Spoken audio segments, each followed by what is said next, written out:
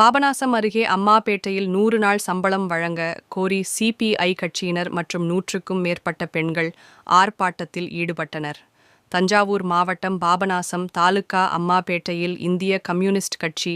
தமிழ்நாடு விவசாய தொழிலாளர் சங்கம் சார்பில் அருந்தவபுரம் ஊராட்சிக்கு உட்பட்ட தோப்பு, தெரு நடுத்தோப்பு, நடுப்பட்டி, உத்தமர்குடி உள்ளிட்ட கிராமங்களில் 100 நாள் வேலை செய்யும் பணியாளர்களுக்கு வேலை முழுவதுமாக தொடர்ந்து வழங்கிட வேண்டும் எனவும், பணியாளர்களுக்கு நிலுவையில் உள்ள சம்பள பாக்கி உடனடியாக வழங்க கோரியும் சிபிஐ கட்சியின் மாதர் சங்க மாவட்ட துணைச் செயலாளர்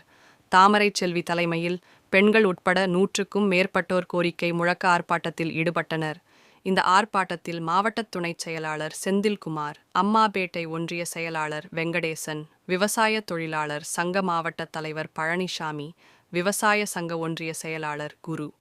சிவா, மாதர் சங்க ஒன்றிய செயலாளர் பார்வதி, விவசாய தொழிலாளர் சங்கத்தின் மாநில குழு உறுப்பினர் ராஜா,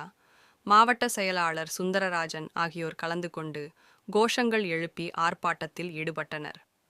அதனைத் தொடர்ந்து ஊராட்சி ஒன்றிய அலுவலகத்தில் ஊர்வலமாக சென்று அம்மாபேட்டை ஊராட்சி ஒன்றிய செயல் அலுவலரிடம் கோரிக்கை மனுவை அளித்தனர். வஞ்சிக்காதே